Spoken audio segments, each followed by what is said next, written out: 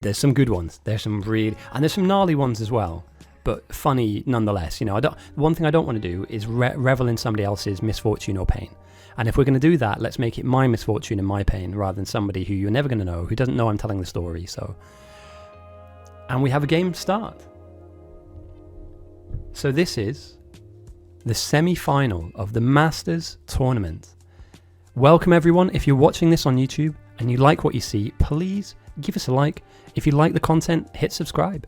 The content at the moment is being pushed out by the algorithm to people that don't normally interact with Factorio videos, and I get the feeling that people like what they see. So if you're one of them, or if you're a Factorio enjoyer and you want to show other people this game mode, please drop us a like if you like what you see, and drop us a comment.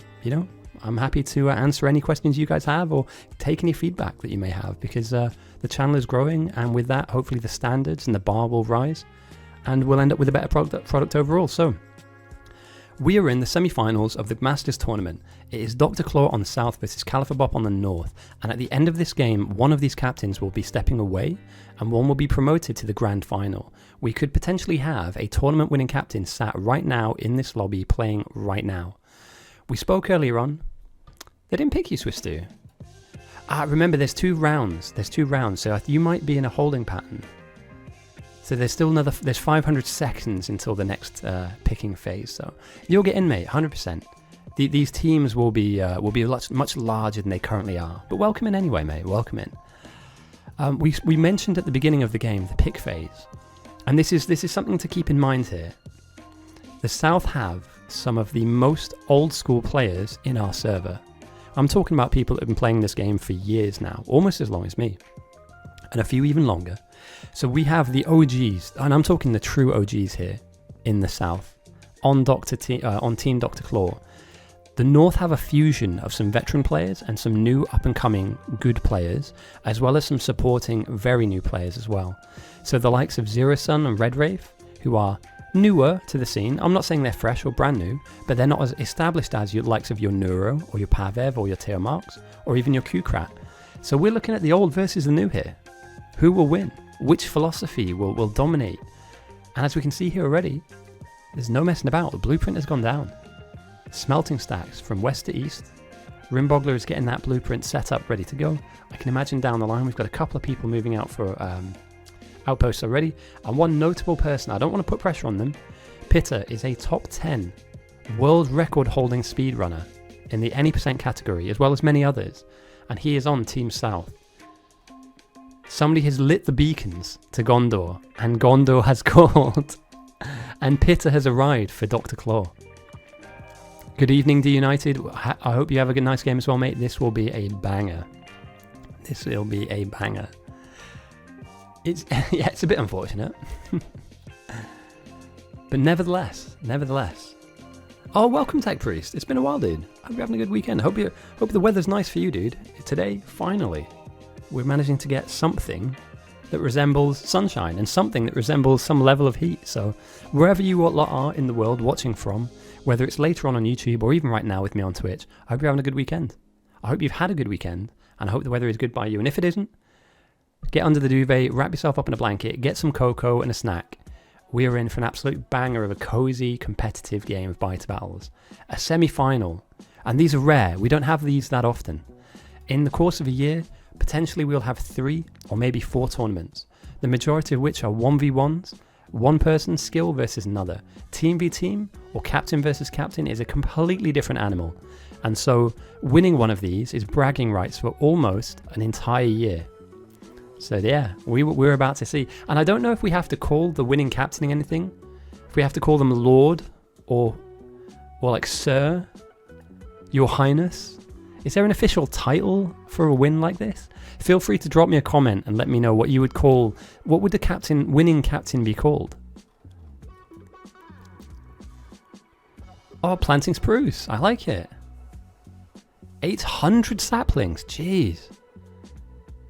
Dude, I hope your back's holding out okay on that. Have you got any kind of like planting devices where you can sit back on? I've seen somewhere you can like wrap something around your shin.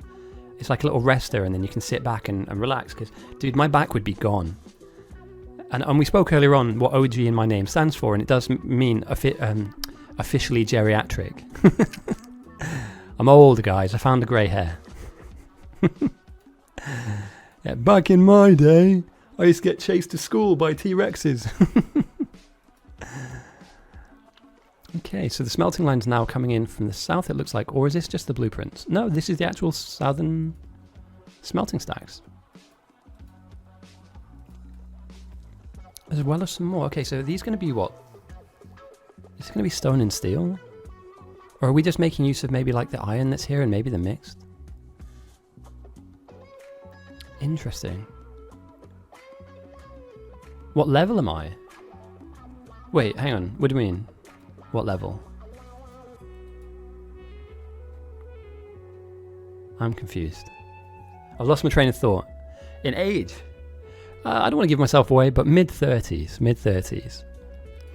I'm wise, but also young in the eyes of the old. Which is interesting. It's a strange spot to be in. When I was in my 20s, I thought I was old. I was not. And when I'm in my 30s, I think I'm old now, but even then I'm not, really. So, yeah. And you know what? I don't mind it. I don't mind it. Life is a lot more settled now. Not to talk about me, but we are here listening to me talk. So I may as well talk about me. I prefer it now. I have less people dragging me in directions I don't necessarily want to be dragged in. I have relationships that I want to, rather than out of convenience. And I don't have many idiots around me anymore. I don't surround myself with people that waste my time. You know, like people that want to go to the pub all the time, or the people that want to go to festivals that I'm not interested in. But, you know, obviously because you're young and you want to go, you want to be kind of accepted, you go with them. And like, yeah, I think it was around about the time where I started getting back into rugby again. I just chinned off all of the idiots in my life and I just got back to what worked for me. And I'm a big believer that we know what works for us. We can explore and learn new passions and hobbies. There's nothing wrong with that at all. By the time we're like 25, 30, we kind of know what the general idea is as to what makes us happy, you know, whether we read books or what kind of music we like. And I'm not saying old dogs need tricks, but I'm saying that if you're ever in a position where you feel sad or you feel a little bit lost, you can go back to the things that you can connect with really nicely. Like reading for me is a big thing. Love reading books. I literally can just turn everything off in my house, open up a book, sit out in my garden, and I can be lost for a couple of hours. And it just, for me, that works. To somebody else, that is a nightmare. You know, that is the worst thing you could possibly do with your time, or that'd be torture. But personally for me, yeah, big fan. Okay, let's dial in real quick to this. We have a cohort of northern threat farmers. A large amount of them as well. I believe I'm counting about 6, right? 1, 2, 3, 4, 5, 6 players up here up north. Creating a forward base, beginning to fight the bugs. And at the beginning of the game, again, we saw this last week. And you're right, Swister, you can be 50 and people can call you still young. I agree. I think it's a mindset. You know, the moment you let somebody call you old and you believe it, that's when things have gone wrong. You know, don't let the old man or the old woman thing settle in. You're as old as you want and as old as you feel. You know, some days I do feel like I'm 50. Other days I feel like I'm 20. So yeah, these gun turrets are being employed at the moment with a couple of mags. And all that's happening is rather than chucking a couple of grenades in, they just drive by a couple of waves next to them. And at the beginning of the game, as you all know, the bugs are very weak. Now the gun turrets aren't amazing. And over time, they're going to run out of usefulness. But you get a few at the beginning of the game. Why not make use of them, right? May as well. You know, this one's got almost 200 kills. This one's got almost 200 kills. That translates to about minus 500 threat on the north. So I really like that. However, on the south, oh dear, there isn't a large contingent of players that are moving towards the threat farm. And it worries me. That does worry me. Now, you can argue, yes, the south are looking to get these smelting lines up as fast as humanly possible. And they have a really lovely building of power that has started to spring up. And this much is good and this much is needed. Meanwhile, the kind of north is still stuck on this burner city concept where, you know, you feed coal to everything and then grab plates out. However, I am slightly worried that the threat farming hasn't even started. And if it doesn't soon, and we've seen this in losing games, if it doesn't soon, and you don't prioritize that, we could be in for a world of hurt, a world of pain. But to be fair to them though, guys,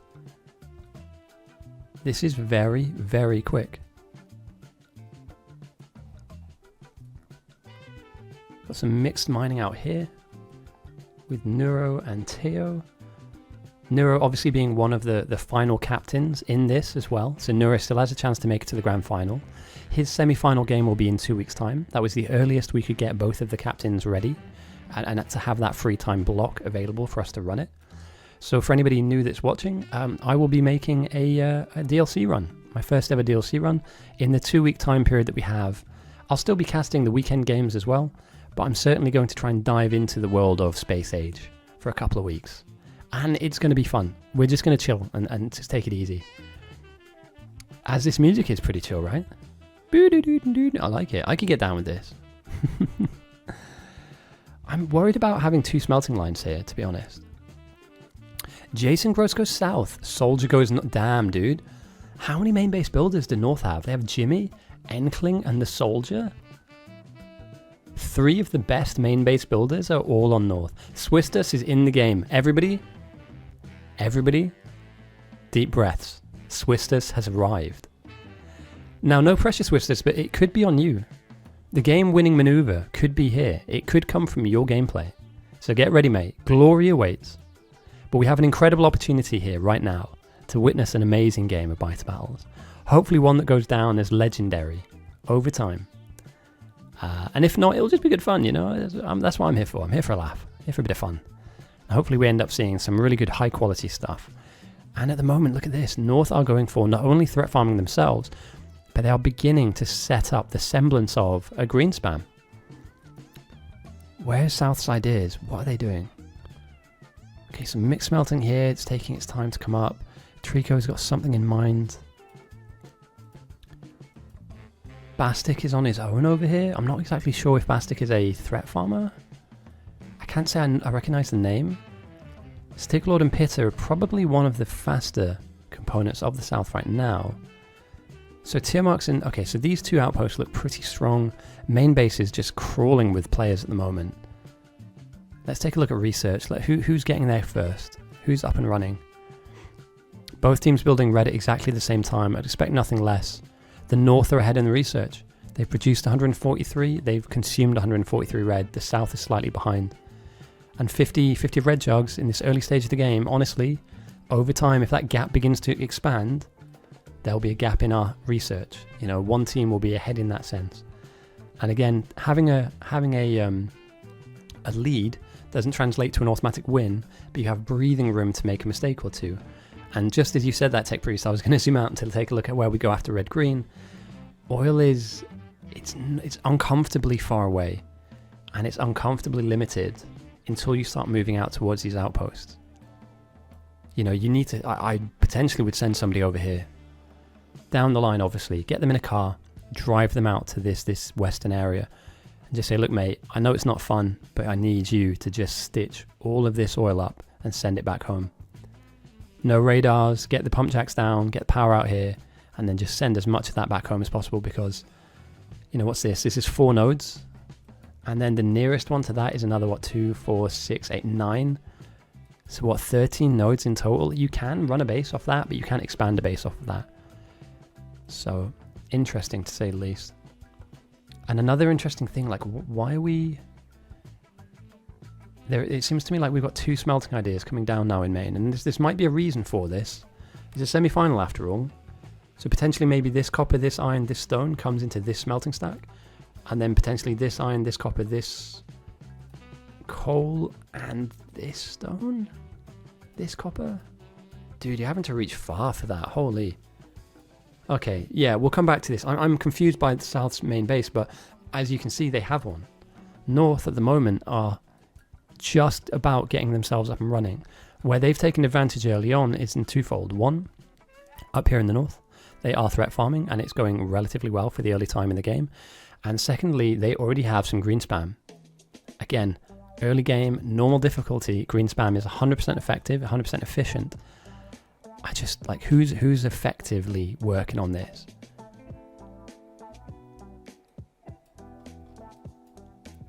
Alright, Bullen's joined.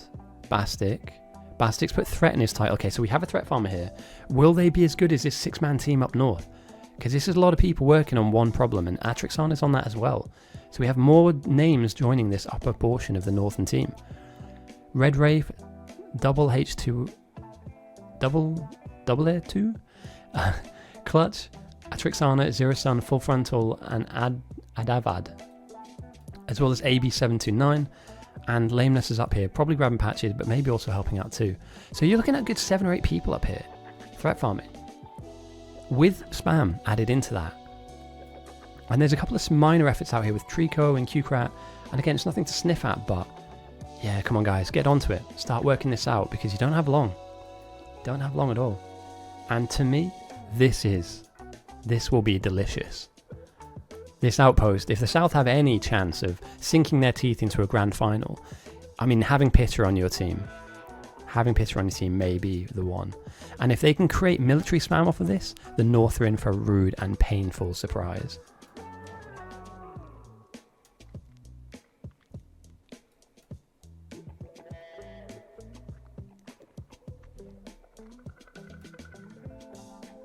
Oh, Swistu's on North. My bad. I called you for the South, mate. I must have got my my inputs mixed up. Oh, and the first throw has happened. The South are on 10%. It's begun, and it won't slow down from here. At the 13-minute mark, the first green jug was created. They've made 199 and 139 have been thrown already. Let's take a look at what that's done to the mutagen, obviously, at this early phase of the game. 61 went across, 78 went across. We started at 3.1% and we're now at 10.1. A 7-point jump over the course of 2 sends within 2 minutes. A 7-point jump. And now Bullin and Bastic, they have their work cut out for them. These bugs are still manageable with a gun, with some bullets, and later on with some grenades. But as that 10% number goes up and up and up, we will be looking at a very pressurized pair of threat farmers who potentially might just be slightly out of their depth. We'll have to wait and see, but it is still the early game and turrets still do a good job. They can still threat farm into the negative 100%, and this certainly isn't game ending, but the pressure has started from the earliest possible moment, and it will be unrelenting. This green spam will continue to be built, it will continue to clock in green jugs, and it will continue to pressure the South. So, what is the response? And I believe that Pitter's spam build with Sticklord has to be part of potentially the North's undoing. What you have to also remember here is that these threat farmers are in a very condensed kind of point in the map here. So if I was to draw this out real quick, and I know that you guys, some of you love this and some of you don't, but I'm going to keep doing it because it helps me illustrate a point.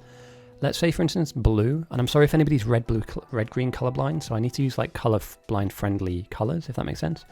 But you've organized your threat farm to be kind of at the point of an arrowhead here. Everything's coming in this direction. However, once the threat becomes positive, remember that they can come around you, right? So if you have this many people threat farming, it would be better to kind of have you guys work in pods or areas where you can be as effective or as efficient as possible. So I'd have 2 or 3 people here at the head of the arrow. I'd have 2 or 3 people here to the left, 2 or 3 people here to the right. And what that allows you to do is cover more area, cover more ground, right? So, you know, this side's covering here, this side's covering here, and it spreads you out a bit more. And what that allows you to do is, if any waves make it past you, is to catch those waves coming down, right? Almost like in American football, right? You've got this kind of zonal defense, you know, where you're there to intercept. If nothing comes your way, then keep doing what you're doing, keep fighting, keep progressing. But if something hits your area, your job is to react to that, you know, like almost like a signal, like an alarm system. The South have taken the lead on their main base building, however, they haven't got all of their smelting up correctly. So we've got a little bit of iron coming in now. In fact, 2 lines of iron coming in, it looks like. Where is copper? And the bugs are in the base already. And at this point, if I'm captain before the game is started, I'm asking all my main base builders to have more than just the basic pistol on them. At this point, anything less than the machine gun is reprehensible. Build a machine gun, they are cheap, you will buy all the resources you need to make a machine gun. Do it. Upgrade yourself, because this will not stop, and a pistol will not be enough. Right, you need to down these quick, because they're going to keep coming. And again, at the moment, 11% increase so far has been, it's going to get frustrating for the South if they have to keep picking their base back up off the ground. And again, these threat farmers, yeah, you guys, you need to kick into gear. You know, you definitely can, but we need to make sure that we intercept this. Don't allow it to come here. Meet them, run into their area. You know, hit them here rather than them hit you here. And Marek, does he have a grenade on him? Looks like he might do. Alright, that's fine. Assault rifle will do the work as well. And then you've got 5-10 seconds and you've just downed an entire wave and you crack on with your job that you should be doing. But I'd be looking to intercept anything that comes around me. So if I'm, for instance, if Bus Driver and Toddy and Triller Ben are the main base builders, you need some support players that are just jumping in front of these waves and kind of being a bit of a speed bump to their aggressive momentum coming into the base. But it's the one difference, the one disparity between the South and the North. The North have set up Threat Farm. Threat Farm is active and working, and their spam has been set up and it is active and it's working. The South are yet to build spam. However, I do believe there are 2 outposts that will absolutely be able to do that too. And the first death of the game, the first death of the semi-final, and it's a huge wave of spitters followed by a large wave of biters. Damn, both threat farmers for the South goes down. And although this base might survive, I think 2 isn't enough. 2 is not enough. You need more than that.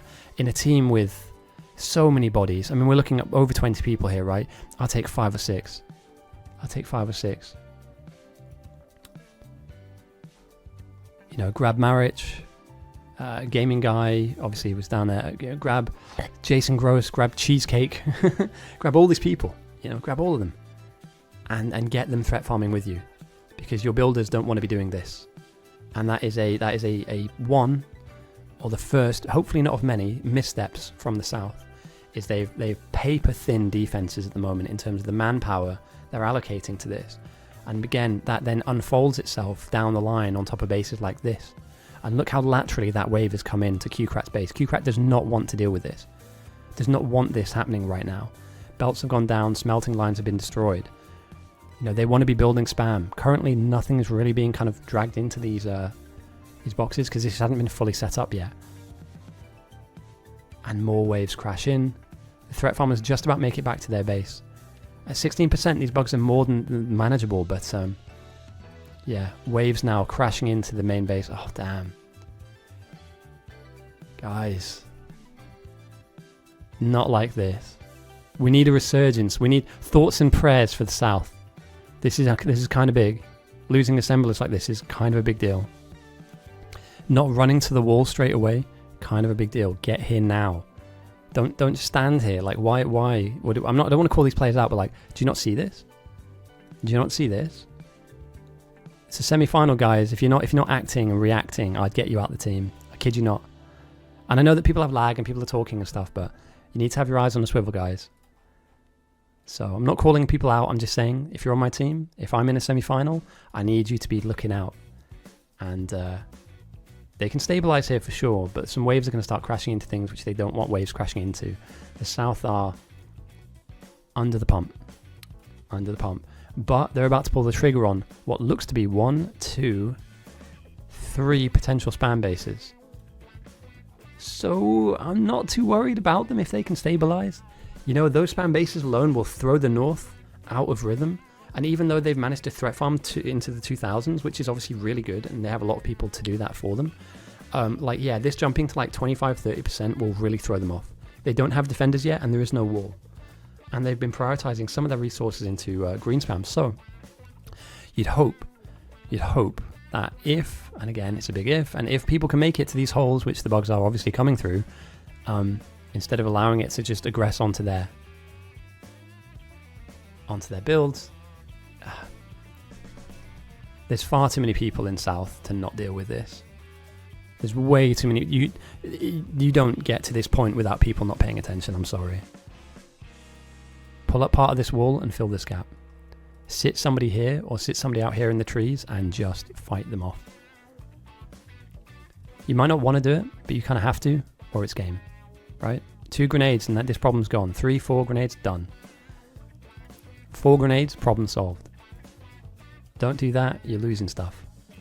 And again, Bastic's done a good job up here. And, you know, the bugs have evolved to mediums now, so they're going to take a little bit more than just a couple of bullets to kill. Grenades are the answer to your problems right now.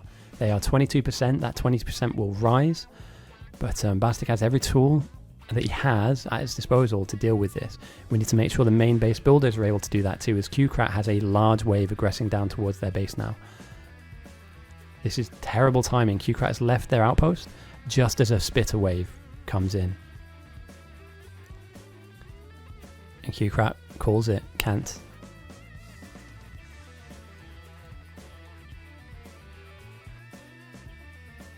Okay, now the military spam comes in from the north to the south. Active defense, guys. You've got to be active. There are people here that aren't doing a huge amount, right? Grab them, recruit them, get them out. You know, there's a lot of bodies here in Maine. You know, coincidentally, if you look up north, there's about maybe 2/3 of the amount of bodies, but they're all kind of off doing their own things. Spam out here, mining out here. And then obviously these bases are starting to really build up nicely, and military spam seems to be the spam of the day.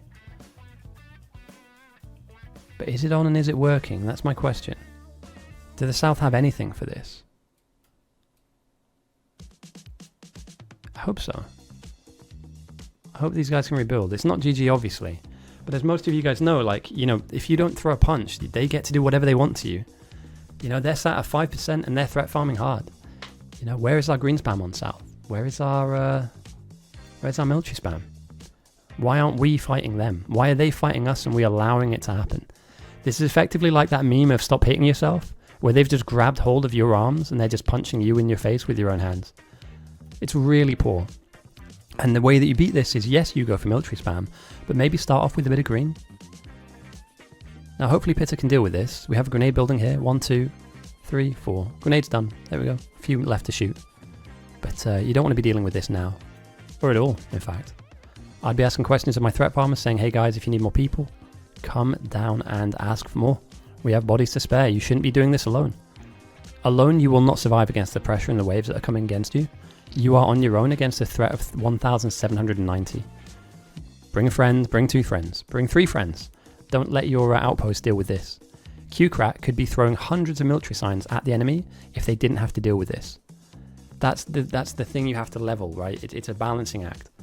And at the moment, this is a very imbalanced game. The South have rushed to a position which they cannot maintain and hold, and they are currently being rushed off the map by somebody who rushed into a green spot first, a green position. Damn, dude. I just think they went too big. They've gone too big. Now the North are starting to be pressured here by some throws, but this is slightly disappointing. I'm going to be honest. The South have made 160 at the 24-minute mark. The North made theirs as well. They've thrown a roughly about equal amount, but this is the difference. They've sent 1,200 green chugs on North. The South have only sent 270. And again, you need to hit them with tempo. You need to hit them at the right time. Now, the South are managing to stabilize. These bugs are manageable for sure. And the evolution is slowly but surely working itself out. But these bases could have been up and running, minus the threat that they kind of had bumped into them, the bugs bumping into them. They could have been dealing with a little bit less pressure, allowing them to push a little bit deeper. However, the bugs on the North have evolved, and they're dealing with some mediums. And we are going to see now the threat farmers being tested and pushed. They're at minus 4,000 threat now on the south, on the North. Sorry, for getting my words out. And some people are starting to go down now. Threat farming is not an easy job, and you need to be on the ball the entirety of the time that you do it. So I'll keep my eye on here. Bastet goes down again, and some of the grenade buildings are going to go as well. Damn. These are holding a couple of... It's ironic that the building holding the item that would kill this off is getting detonated. The thing that would explode these is it in itself exploding to the pressure that's coming in, and another wave comes. I don't know why we're allowing, and again I'll ask after the game, we're allowing one person to be our sole threat farmer. I'm just going to quickly look up Bastet real quick. I don't know if he's a veteran player, but I don't recognize the name, and that worries me. We're allowing somebody who's very, very, in my mind, new.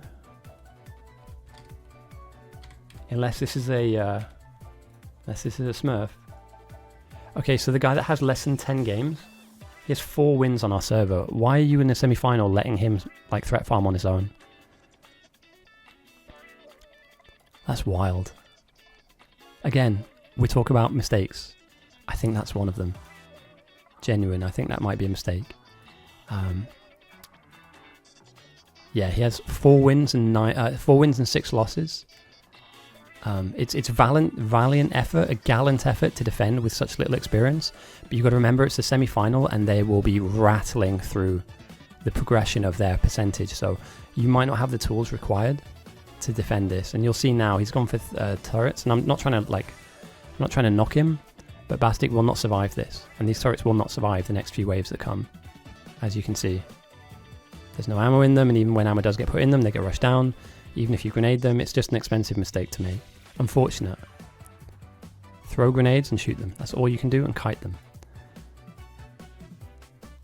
And again, depending on how much healing you have, and depending on how much everything you have, really dictates whether or not you survive in this position. And at 35% as a new player, man, if he makes it to 45, I commend him, but I don't think he will.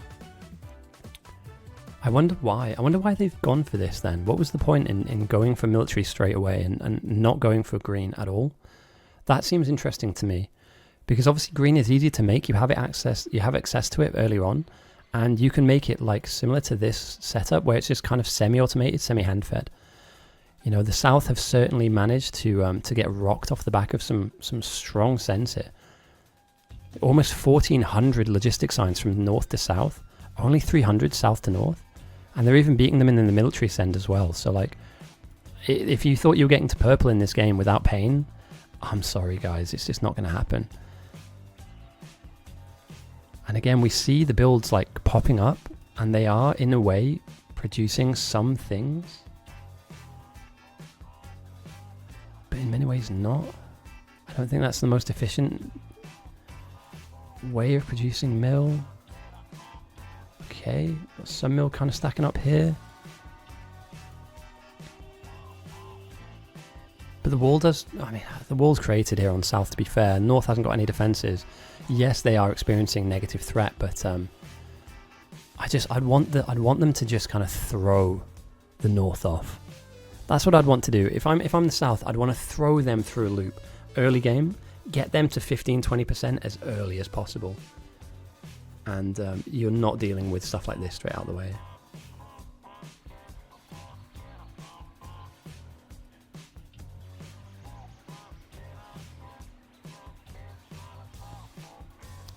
And again, another builder goes down. We're right next to the mall. There's an enormous wave here, and we're arguing with players.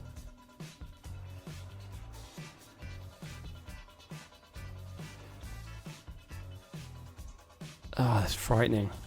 That is frightening. It's not game, but it's so frustrating. Again, I don't want to be rude here, lads, but there are a lot of people stood still when you were getting attacked here, and nobody moved to it. A lot of people stood still when you were getting attacked here, and nobody moved to it. The difference between this level of devastation and only losing 2 or 3 buildings is you need to move right away. W key to it, or S key, D key, whatever key you need to move in that direction, do it. You know, don't think later. Get your body in the way of the problem first, and you can solve that problem down the line. But there's lots of passivity going on. Is that a word? Passivity? Passiveness? I'm going to call it a word. It's my language. I can butcher it if I like. Lots of passiveness going on here, and I'm just not an enormous fan of it. Lessons learned from the South. We're not reacting to threats as they appear when we have people within touching distance of those threats. We didn't spam early on in a normal game mode where the North did, and we're now dealing with a much more egregious threat. It's close, but, you know, the South have been on that higher percentage for longer than the North. We sent a guy with 4 wins, literally a 4-win player, and 6 with 10 total played games to defend a semi-final. That's not gonna work. You know, you're up against some of the best players in the server who will just throw him out of this position. He needs help and support. It's not his fault. He needs a team of people up here helping him, and he doesn't have it. Now, he might be the sacrificial lamb to kind of get in the way of, but here he's doing the same thing again. These turrets will not work. It's an expensive mistake to make, and all you're doing is slowing the waves down. Now, if his job is to slow the waves down, fair play, I've gotten it wrong. But do we have flame towers yet? No. Could he be back here helping here instead? Probably. The front line is no more. I like the fact that we're walling up and walling off, and that's a good sign. Like, we are looking and being defensively minded here. But, yeah, what happens when military spam stops, right? What happens when we get beyond that point? Which team is moving into an area where they're looking at anything beyond that? And as it stands, this base is well poised to transition if it can, get a bit more of this mixed build. This build is purely wall based, I like it. Again, we looked at this area before, lovely.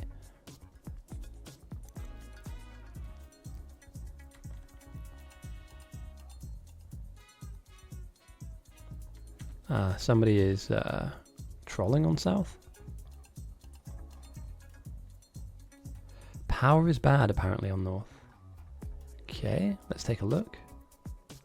It is, okay. You're not plugged into the same network? Somebody unplugged the... Okay, but north is on red power? No, it's not. Surely it's just disconnected. Yeah, two different networks. Okay, yeah, fine. I was going to say, there must have been a network disconnect there. Copy that. Right, okay. So wall exists for the south, and they look to begin to get their kind of flame turret spam down. If they can get this down, they will be well protected. Again, it all comes down to ifs, right? If they can get the wall down as well, they will be well protected. Where does that wall go, and how far out do you reach that wall and stretch that wall in order to keep you safe? Do you add this base in, or do you leave it outside of your initial castle walls and build inside this box? If it was me, I would stay well inside this box. Like literally, I'd stay in here for now, and I'd stabilize the game. Flame towers everywhere, and hope that your outpost can either shift position or research ticks in nicely so that you can kind of get upgrades to your flamers and your grenades. Talking of research, let's check in right now. We are looking at modules being researched for the north. They have exclusive rights on red chips, blue signs, flamethrowers, flammables, plastics, and sulfur processing. Meanwhile, the south are researching flammables and moving into flame towers, so we're a while away from flame turrets. They'll need to manually defend for a while now. Although the north are at 36%, the south at 46%, I just believe that, you know, that discrepancy between that 10% discrepancy is that green sign send that wasn't thrown early game. And here we have the positive threat on the south moving into the base, the wave being mostly now medium-sized bugs, and at 40%, a couple of grenades will do the job, but it's whether or not you can continue to throw 5 to 10 grenades at each pack to down it. And let's take a real quick look, because like green signs should now not be doing a huge amount. There we go. So you can see now like 240 jugs of green signs is only doing 0.4%. What it's doing, however, is upping the threat. It's jumping the threat up. Meanwhile, you know, military signs is having a good impact. 295 jugs from south to north to south, sorry, is doing 2.2% increase. So again, they'll run out of road on both of these plays, but it's about getting to a position where you can churn out large amounts of military signs to throw them off. Hi King, how's it going, mate? Very good. We're looking at chaos, really, and I expected nothing less in a semi-final, if I'm being totally honest. The south just didn't capitalize on any green spam early game, but the north did. And we have a small build here that is just slowly, you know, chugging out a couple of green jugs now and again, and it just pressurized the south to a difficult level. And we're looking at big bugs soon. You know, 50%, they evolve one step up from these purple shells up to the blue shell, the big bugs, and they are a nightmare to kill early on. So yeah, I hope you're having a good weekend, mate. I also hope this game goes on for a while. Like, I don't want this to be like a one and done, where one team just kind of slips up a little bit and they just don't, they cave to the pressure. But the pressure's on for sure though, right? The waves are coming in, they're constant. They didn't really threat farm that much at the beginning of the game. They took too long, and they assigned somebody to the game to threat farm for their team on the south that is very inexperienced. And the person they were joined with also kind of, they gave up very early on, very quickly. And it's led the outposts to dealing with, you know, stuff like this. Just pain, suffering. And Trico is a vet. Trico can easily rebuild this, by the way. This looks, oh, now he can't. Is that Caster's curse? Damn. Famous last words. And Trico spectating, yeah, I just, yeah, that base is done. We'll go through, we'll do some analysis on both of the semi-final games, for sure. I'll do like a breakdown as to what could have been done differently, or what the difference is in playstyle from the south to the north is. But again, a large group of players at the coal face of the bugs. Or there's like 8 people up here, right? 4, 5, 6, 7. There was one more up here. I think Lameness is up here as well. 8 people up here, either building threat for the enemy team or threat farming themselves. You know, and Trico said it right. No one's threat farming because we threw it to a rookie. We threw it to a rookie and the rookie fumbled, and it's not his fault. In my first 10 games of biter battles, I would not be playing in the semi-final. I'd vet them. I'd make sure nobody that inexperienced is not doing a role as large as that, right? I'd bring them in to the main base, so I'd bring them in to build power. I certainly wouldn't have them doing anything that important. And again, like, we said this early on, like, look at this, let's just look at this real quick. Jimmy 50, the Soldier, and Enkling on North main base. 3 of the best North main base players, and we're already looking to transition through Blue Science. Again, we have all 4 into our labs right now. Red, green, grey, and blue. Looking down south, it's a much more anemic affair. Some of the labs have some of the science and some of them don't. And not all of the labs are well buffed out and well fed, so not all of our research is ticking in and kicking on. And again, you have had to deal with stuff like this, but we're at big bugs now, guys. You need flamethrowers and you need them as fast as you can. And at the 40-minute mark on a normal difficulty game, big bugs will tank grenades. He's not going down, lads. He's not going down yet. You need help here. Finally, we have a flamer turret. If they can stabilize now, the South have come against a very lucky kind of window. If they can just down these 2 bugs, put a hole in the wall, clog that hole up in the wall, right? And just get intermittent flame towers around the edge of your base. Down the line, you can reset. And look how long it takes to kill this guy. He's still alive. I'm just saying, guys, we're at that point. There we go. Flame tower goes down, crunches the bug. And now we need people just holding the line. Holding the line. But maybe it's a little too late. Are we like 30 seconds to a minute just late on this? Because the bugs will come round, right? They'll come round to the side. Do we have anybody intercepting this? Okay, we have some flame towers. Pipes is on this. Okay, Pipes is a good player. The only thing you have to worry about is this blue bug in the back, right? Everything else you can deal with. Everything else you can definitely just detonate them with grenades and deal with them. It's these big guys at the back that should not be running in. It looks though they've stabilized. Fair play to the South. Flame production is there. It's up and running to a point, and they do have some flame turrets down. But they just have a very exposed open side to their base. And that worries me massively. Yeah, very good point. North are going positive. Do they have any level of defense other than the fact that they have some buildings in the way? I know Trico kind of jumped out of his team because his outpost died, but I'd jump back in, dude. I would 100% jump back in, and I would just sit my ass here right now with grenades. Yeah, and this is where the turntables turn. This is where it flips. You know, it was only a few minutes ago, right, that the bugs were right here, and they just tore through the South's mall. Literally, we can still see some of the damage done by the grenades that were thrown. The North now is starting to go positive. We're nice. We're a number away. They have a flame tower down, an idea of a wall, but not a wall exactly. And they're 5% away from experiencing big bugs themselves. North are positive now. I would spam, dude. Who's got spam? Who can throw? Oh no, this base is done for. Damn, how do you stop this? Just grab your science and throw it, dude.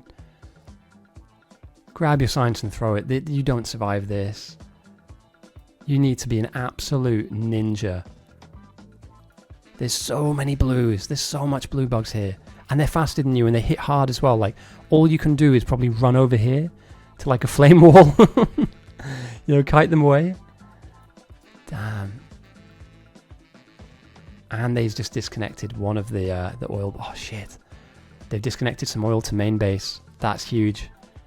If the flame towers run out of oil, it doesn't really matter if any bugs turn up. The pipes are empty. They're tearing up. Oh, they're tearing up pipes. They're tearing up power poles as well. All the larger point of our oil has been disconnected, and they're still fighting a large pack of blue bugs. This is nightmare mode. You're almost there. You're almost ready. You're literally almost well defended, and they're just outpacing you by like a minute. And there's no oil in our flamers. There's no oil. You need to reconnect these power poles right now. You need this. is a large issue. Have to reconnect this now. You cannot exist without oil right now on defense at all. You cannot have towers running dry. Holes in the walls is fine, to be fair. More flamer turrets will be made, and you can kind of like fill this out. Oh, look at that. They are getting a wall up. Brilliant. I mean, yeah, there's a hole here, but fine. Do you know what I mean? Like, at least they're not kind of running in and crashing in right now. You've got a bit of breathing room where you can make it towards this problem. The South survive. Southern survival versus Northern dominance. They are threat farming again now, but I believe that once the evolution comes in and they start experiencing big bugs themselves, the North are in for a world of pain. And they have some flamer turrets down, but the flamer turrets don't have any oil in. And yeah, we're 4% away from the North experiencing that. Like, throw some spam, dude. Throw some spam. The bugs are everywhere. And they're not going to sit here forever.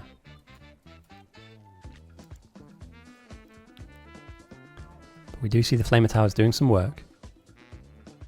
There's a minimal amount of oil in this system here. And you'd hope I'd prioritize flammable research. Oh, there we go. 45 purple jugs. At the 45-minute mark, how poetic. Go across from the north to the south. It's not much, but it again jumps the evolution up by 2.2 points and 1,000 threat. I think they've got enough to deal with this, to handle this. If they can kind of stabilize their defensive side of life, like just build the box in for now, box yourself in, and just hope that down... Oh no. Damn, both outposts. Trico's outpost, Q-Krat's outpost is just absolutely crumbled. It's dust. You don't come back from this. It's not worth your time rebuilding this. It's now, I mean, if I was on their side, I'd fix a couple of power poles, stitch this back into the power network because you need this oil, even though it's not a lot. North finally are experiencing big bugs, so you love to see it. Hopefully the pressure will come onto them now because they won't be able to threat farm into the negative as easily. And the South do have a wall around their base. It's not great, but it does exist. Mitmop bringing in some faraway iron. Holy, that is one belt and a half. And yeah, with a tiny wall to... Okay, let's take a look. The North of... Oh mate, they're starting to get aggressed upon. Their threat farmers won't be able to farm that well for now as too. So could we see an inflection point here? Could we see the North about to implode? There are no defenses down here, guys. Some of these bugs are not really... I mean, they're killable, yes. But like, who's ready for this? And who's seen this, right? I don't see any warning pings at the moment on the map for North. And this is interesting. So we've got waves still crashing in on the South. Still kicking around and killing the walls and still causing large-scale problems on the front line, as well as to the edges of the map. Flame towers are doing a good job, however, and they are slowly but surely burning their way through the bugs.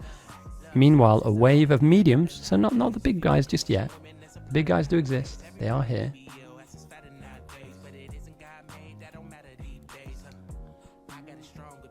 Interesting. Interesting. And again, a positive threat means attacks all the way across the map. It does not just mean specifically to your base.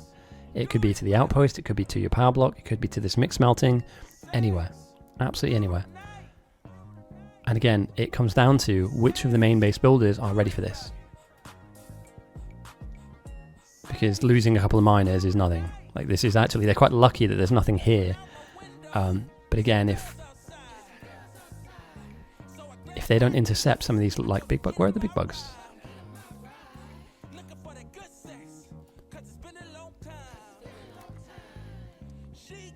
Somebody's sweeping wall, right?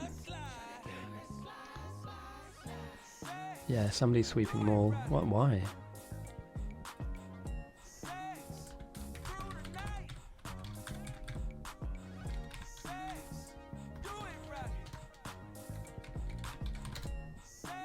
Well, now there's no inventory. Hold on, let's see. He didn't sweep... I don't know. I think Claw's had an issue with that player for a while, so... I mean, it's a semi-final. I wouldn't take any prisoners in that respect. You want to be able to bring new players in for the in the kind of more less stressful environments, but as a captain who could make a grand final, I wouldn't be putting up with people that aren't listening to our instructions.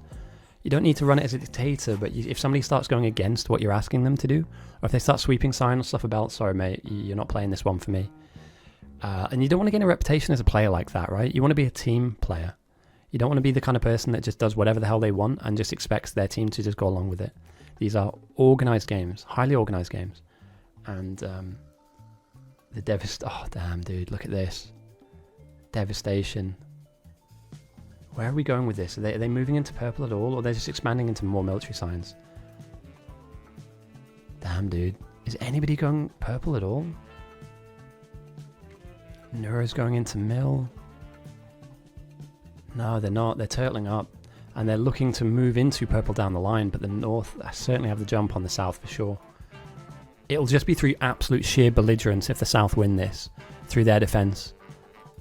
Complete belligerence, because you're dealing with another wave coming into a base that has just been devastated, and still is being devastated right now.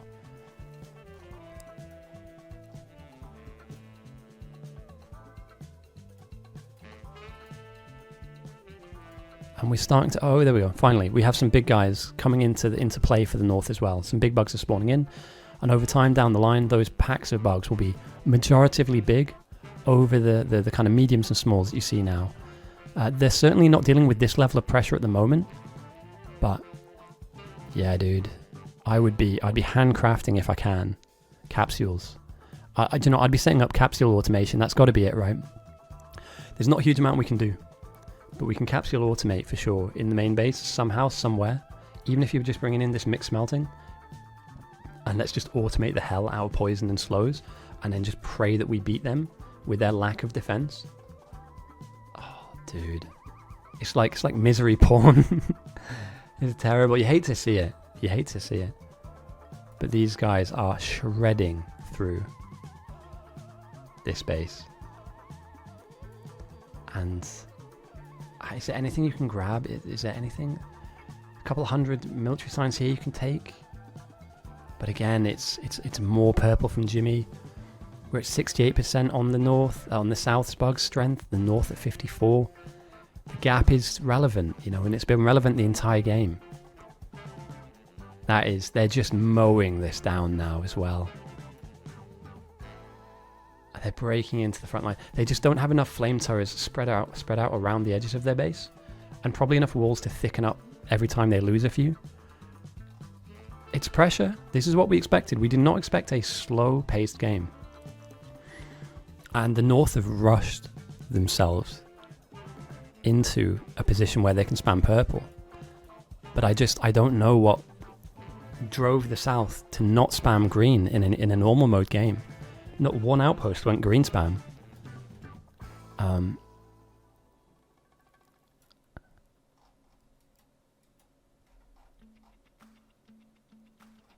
again, Jesus. Eventually there'll be nothing left other than the main base for these guys to aggress into and onto.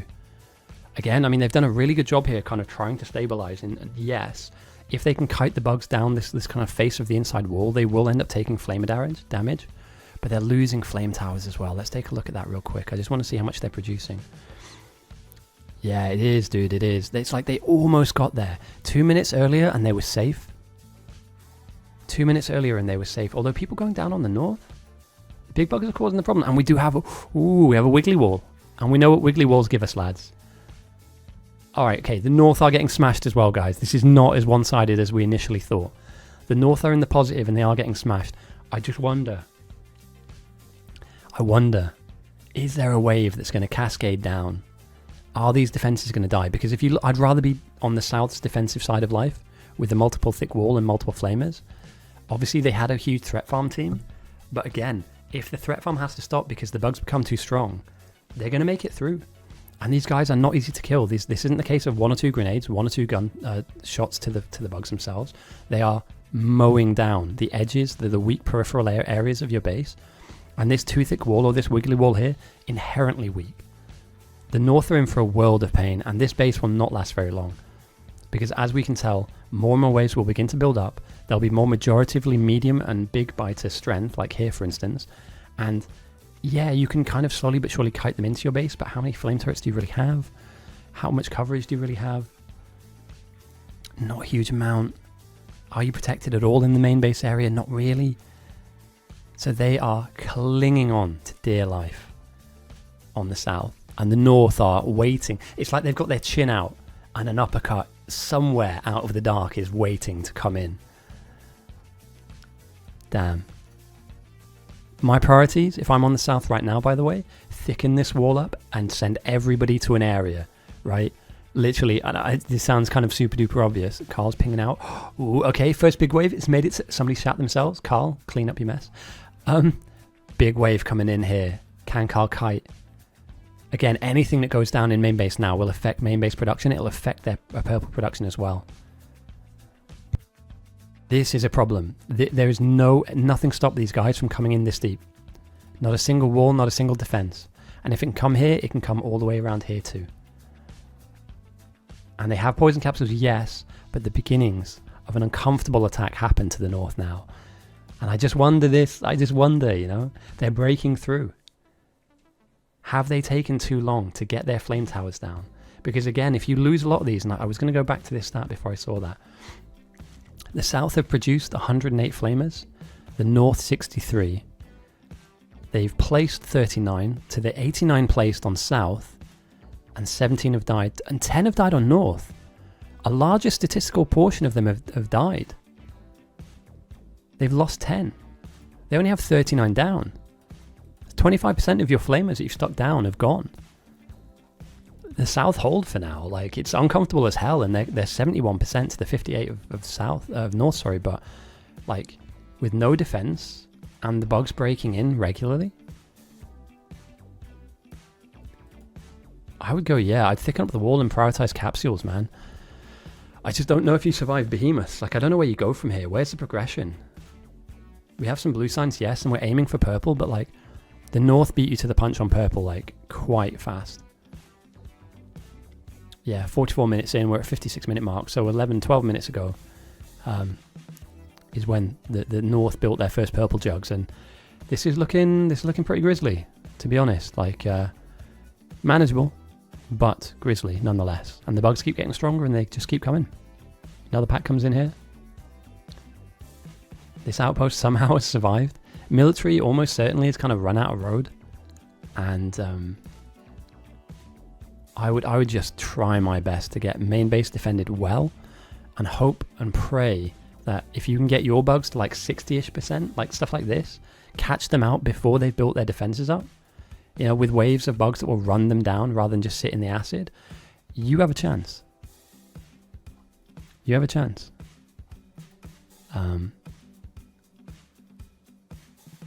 But the thing is, the North have purple and they're sending it. And even if it's 5 jugs at a time, they're sending it. You know, I wonder where the South will go. I wonder how they develop this. Because at the moment they're sending only military. They haven't hit purple yet. And they're not massively close, but they can close in on that 90% mark if the North just slowly churn out a good defense, number one, and secondly, a really solid production of that purple. It's dangerous, dude. Oh, error alarm. Welcome, mate. Welcome. It's a good game so far. I am nervous for the North, as they did receive an attack up here.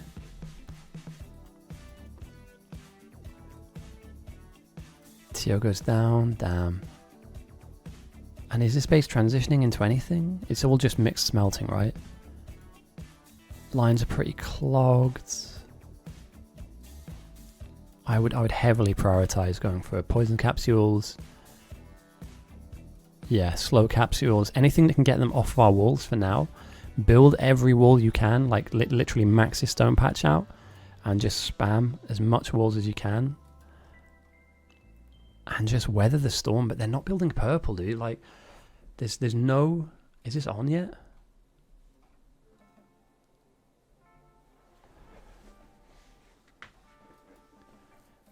Blue's up and running and working.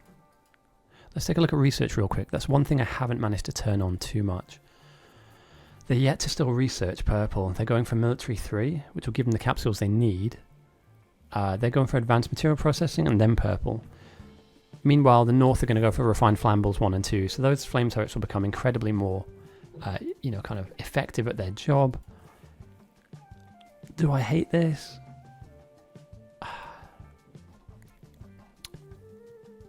They've stabilized on North. They've done a good job here. But arguably, though, there are more of them to do that.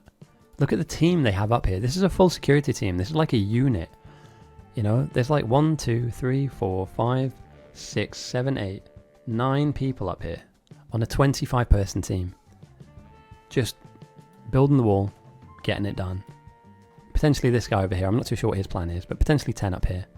Meanwhile, in North's main base, they're just building and sending purple as and when it comes. Slowly throwing the evolutionary phase up on the south, closer to 90%, closer to that inflection point where we receive behemoth bugs at our doorstep. And the south is starting to lose players now. People are starting to give in. And I'm not sure where their plan, where their play will come from here.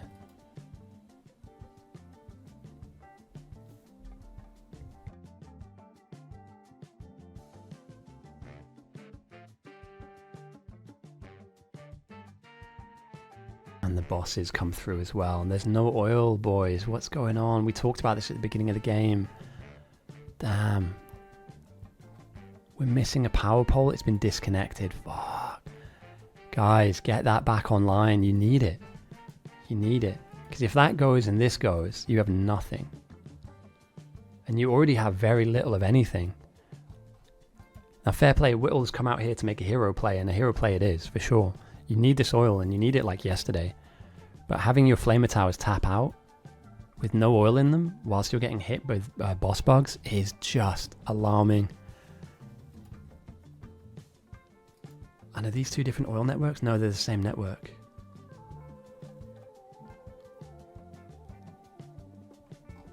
Damn. It was looking rosy for a while on the south, but the north have just managed to absorb the pressure. Although, to be fair, there are still some weak areas. There's still some areas where the bugs will come and cause issues and cause some grief. And again, if they manage to come around this lake and they bump into this, that is an issue. This is a problem. If they come around to the west, I mean, they could circumnavigate a lot of this defensive setup. Obviously, Zero Sun's been doing a good job here, pulling those waves across to the front of the base where the flame towers can then kill the bugs.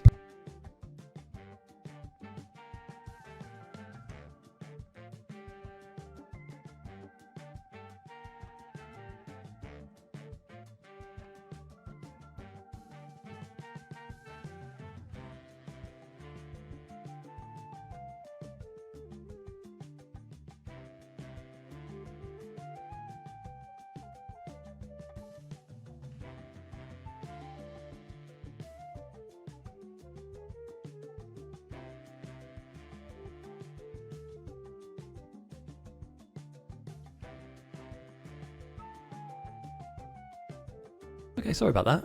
Just got a quick call from a friend. They are dropping off some dog toys for me later. This will be good fun. And they're bringing their puppy as well. So, hopefully the game will be over by that point, and I get to play with a brand new puppy, who is full of life, full of joy. And we're going to swap some of my younger dog toys, because mine's slightly older now, it's about 2 years, with some of the puppy toys I've got for them. So, okay, yeah, so the bugs have broken into the edge of the south space. It appears to me like they're having attacks mostly on these kind of shoulder areas here, or these edges of the base, as well as down the kind of full frontal area. It appeared to me a few seconds ago before I looked that oil was a massive problem, and this is just devastation. Damn. You hate to see it. Dog toys. A friend of mine got a new puppy. I have some spare puppy toys that I'm willing to get a shot of because they're no longer necessary.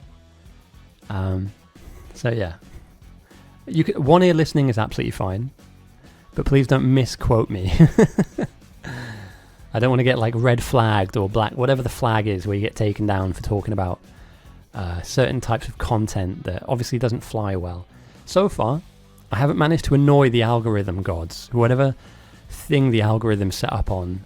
It doesn't hate me yet, but if you say the wrong thing or you get flagged for certain things, you yeah, it just makes life so much harder uploading content. And I wouldn't want to go that way. You know, I don't want to get a copyright strike, which is why I've had to really carefully make sure my music is all copyright free. And I've also kind of tried my hardest not to talk about things like politics. You know, it doesn't really belong here. I mean, politics belongs in many areas in the world, but I feel like a video game, we should just talk about the game, right? We talk about some funny stories, yes. But I wouldn't want to kind of become an edgy or a divisive streamer, because I'm not like that in my own life. You know, I'm not like that in my day-to-day, so I wouldn't want to try and promote that or try and do that in order to gain views or to gain, what's the word, interactions with people. You know, people typing comments out like, oh, I can't believe you said that. No. Somebody else will do that, and it won't be me. That being said, this southern base is taking an absolutely hammering. And we can see just the ghost of, yeah, you're right, 90%. Boom. The Fraggles nailed it on the head. Behemoths have arrived. They're not here yet, but they're on the pitch, somewhere in this mist. Somewhere in Bugland. A green boy is spawning, ready to nom on these walls, to chomp this down, to aggress onto all of these flame boys. And let's just check to see if they have their upgrades, because if they don't, this will not take long. Yeah, the South don't have refined flammables, and they're nowhere close to getting their purple science researched. It comes back to, I don't know why they allowed... So, when it came to the pick phase, Zero Sun, Jimmy, Enkling, and the Soldier all went north. They're the 4 of the strongest main base builders in our current player pool. To allow them to all go to one team is wild to me. It's not a game winning or losing mistake, but it certainly was an interesting way of allowing some of the imagine letting primetime Ronaldo be on the same team as primetime Ronaldo. And I know that there's lots of Ronaldos, so I'll try and, you know, the one with the haircut and the teeth, alongside primetime Ronaldo, with primetime Ronaldo next to him. Like, you wouldn't let that team happen, because it would just be absolute nightmare mode to deal with. And somehow North got all 4 Ronaldos. The stars aligned. The Ronaldos arrived, and they have just thrown the South through a loop here. It is going to be a miraculous recovery if the South manage to somehow pull this off. But the first thing they have to do is beat back all of these bugs are at your river, right? So they've come infiltrated all the way down the side of your base, right? So now things like this are their next target, right? They're going to come across, they're going to fight whatever they see, and eventually they're going to land here. And I saw a behemoth. Here we go. There he is. The North are at 63.8% at a negative threat of minus 2,000. The South are at 12,896% threat and a 93% strength bug. The behemoths are just chewing through this wall like it's nothing. Is there a Ronaldo with the heritage? I'm going to be honest. I don't really know much about football, but I remember... Oh, is that Ronaldinho? Am I getting that wrong? If I remember correctly, they were all amazing footballers, by the way. I'm not saying that to denigrate or to take the piss out of them. I just remember there's one guy with like a patch of hair at the front of his head, and he had really pointy, sticky outy teeth.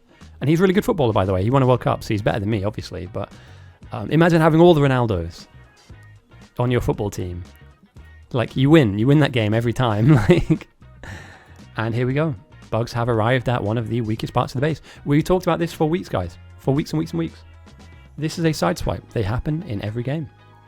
A wave of bugs have hit you in the weakest, softest part of your defense, and they are testing the weakest, softest part of your defense. Now, they do have poison capsules, but as you can see here, where the behemoths have come through, they have shredded through this like a knife through hot butter.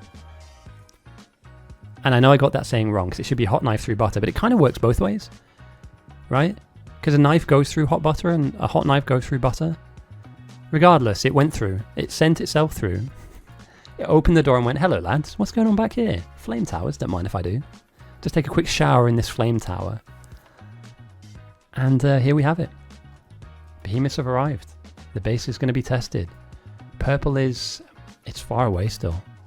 And even if the South begin to send purple science now, I do believe, I'm almost certain that might just be too little too late. As I hear a dog arrive. Damn, my friend has arrived at the worst time. I'm going to stay and commentate this. and ask if my girlfriend can intercept my friend arriving for like 10-20 minutes. This is pretty much over, this game, guys. I like the South to try and defend as much as possible, but they've only just now finished their purple research. And if that's the case, they're not going to build as much as the North have sent to them. 2,000 built, and they started building it at the 44-minute mark, I remember seeing correctly. Yeah, the South have just been... They've missed a trick here. Certainly missed a trick.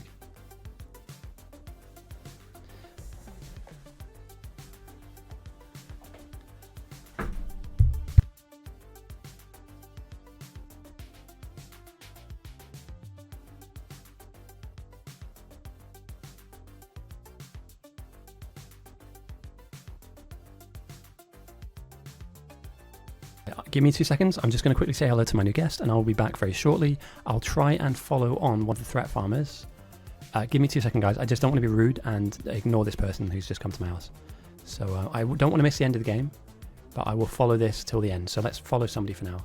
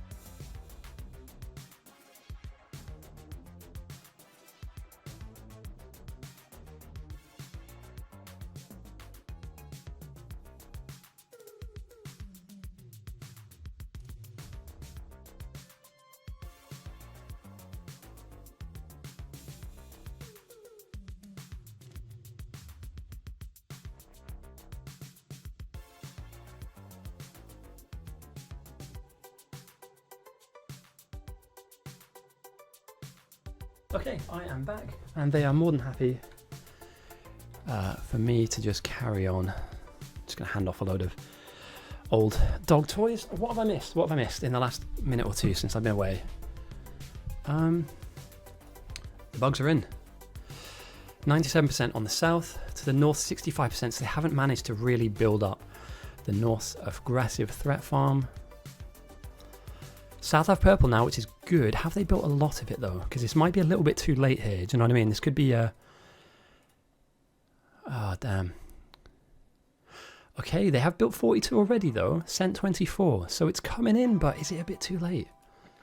You know, will their base survive long enough? Because if for them to get the north to 90... I don't know, dude. We might be seeing our first finalist in califerbop. Because these behemoths are not slowing down. And they are running out of flame. Damn, look at that. Devastation. Flame towers all over the place.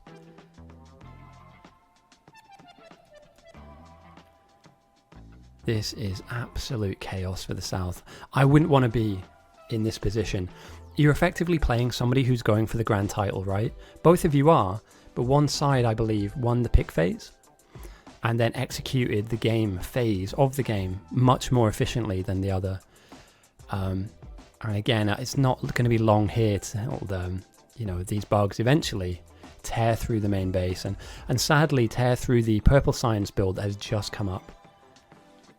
Just as you had a counter punch, it just kind of gets shredded away from you, taken away from, ripped out of your hands as you begin to build it. And again, we're only an hour into the game, an hour and 13 minutes, which is wild because obviously this has been a very, very fast and nasty game from both sides. But we're at the sharp end of this tournament, and Biter Battles is a contact sport. You need to contact the enemy, and you need to let them know they're in for some pain. You know, bring the pain train. And at the moment, I just didn't think this. The South aimed for a military science send, which is great and it would work, but they didn't twin that with a green spam that would have allowed them to pressurize the North more. Meanwhile, the North built out a very small, and it was tiny, green spam. They pulled it up now. Here we go. It's still on, but it's not working anymore. And each of these buildings just made a few hundred, close to 100 each. And that just began to just turn the heat up in the oven, in the pressure cooker that is the South. Yeah, and that's just it. They've just been gapped. I don't know what the term is. We need to come up with terms for this, but I believe it's just the gap is too wide, and they're not going to be able to close that gap in time. Again, this is the higher end of Biter battles. I know that Claw has had an issue with a couple of people on his team, and that's fair. You don't want people griefing, and if one person has been detrimental to the team's performance, I'd iron that out for future games to say, look, if somebody's brand new, I don't want to be able to pick them because this should only really be the best of the best players. That being said, these are all learnings for future tournaments, and I believe that we will run future master tournaments in the future. So, we're just ironing out the details here. Ironing out. We want people to be able to play, but we don't want people who are clueless or who are new to the game to be involved in having any kind of impact in a win or a loss of a semi-final. It's not their fault because they don't know what they're doing, but at the same time they don't know what they're doing, so they should really just be spectating or joining a stream like this or many of the other streams and asking questions, as you guys see happening every week. At the moment, a group of behemoths just off to the side of a cloud of a poison capsule are closing in on the south silo, the semi-final southern silo. And if that semi-final southern silo dies, we have one person exiting our tournament and one person progressing to the grand final. The next semi-final, by the way, guys, will be in 2 weeks' time, and in that 2-week gap, I am beginning my Space Age DLC run. So feel free to check in on the weekdays, and that's starting very soon, mate. So after this weekend, I have the DLC run ready to go. So I'm going to play for about 2 to 3 hours every night. Just get it going up, start it off, and then over time, I'm going to kind of build that into my weekly streaming until we're finished with it. That being said, the normal weekend games, I'll still be casting them, and I will finish the tournament off as well. So it's a case of, I just want to fill my time with a bit more gaming, and Space Age is perfect, absolutely perfect for that. And as we can see now, the purple build has been devastated, the red chips are being decimated, shredded are these green chip producers, and this whole base is being torn to pieces. Behemoths are just too big, just too strong. Threat Farm, yeah, in many ways Threat Farm won again, but it was a mixture of Threat Farm and sending at the same time. So they sent, just for anybody who hasn't watched from the beginning, the South only sent 2 players down south to Threat Farm, one of which only had 10 games of Biter battles played, majority of which he'd lost. So we had a completely fresh player, threat farming in a semi-final game. And if I'm being honest, if I'm on the enemy team, I'm checking out everyone threat farming, and if I see somebody new, I am pressuring those threat farmers. Meanwhile, the North had about 8 people, and that 8-person team has turned to about 10. So they sent a large swathe of people to threat farm. And here's the result. Califerbop on Team North makes it into our grand final. GG's to Dr. Claw and all those on the South who tried their best, but ultimately failed. Well played, everyone. What a great game. A quick one, but we need to understand that this is the highest level of the most organized version of our game. So, damn, RJD, you lost your points. No. Let me do that prediction now. But thank you for joining me, guys. I really appreciate it again.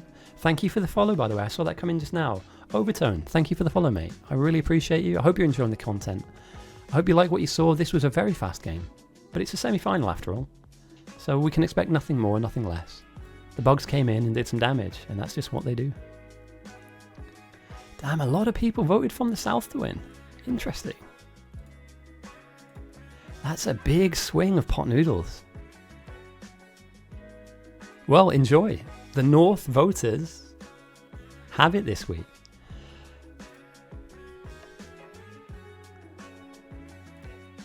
And commiserations to those, to our captain who has to leave us, you know.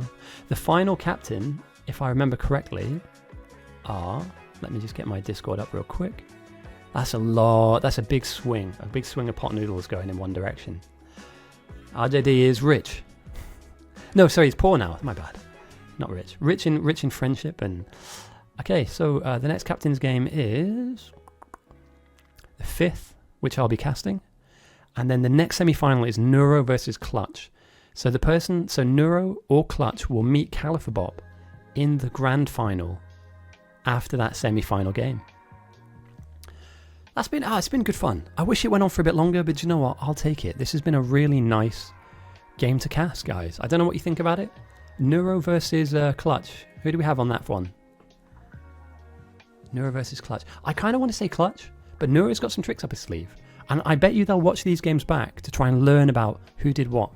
You know, which team managed to achieve their goals in the way that they wanted to. So, yeah. From me, guys, I'm going to leave it there. I would normally raid, but I'm leaving somebody at the moment on their own with my dog and her dog. So I just want to kind of quickly head back to them and say hello to my IRL friends too. So, again, thank you for joining me. It's been fun, really fun getting back into streaming. You'll see a lot more of me during the week with the Space Age stuff. I hope you have a really good start to your week, everyone. I hope the weather's getting warmer where you are. I hope things are going well for you. Feel free to check in with me. The video will go up on YouTube as well. If you watch the VOD back, there's a funny story that I told. Somebody redeemed the 10,000 funny story bits. It's a bit 18 plus. It won't go into the YouTube video because I'll get algorithm to death. But yeah, we're going to start building this up. You can join. The one thing I would say, guys, if you want to join me in the Space Age game, it will be a multiplayer run. Even if you want to join me for 20 minutes, you know, an hour or a certain part of the map, feel free to. I welcome it. I don't want to just be running it on my own. If you want to get involved, feel free to. That being said, I don't want to take up any more of your time. Thank you for joining me. I've been Ghosty. This has been a semi-final.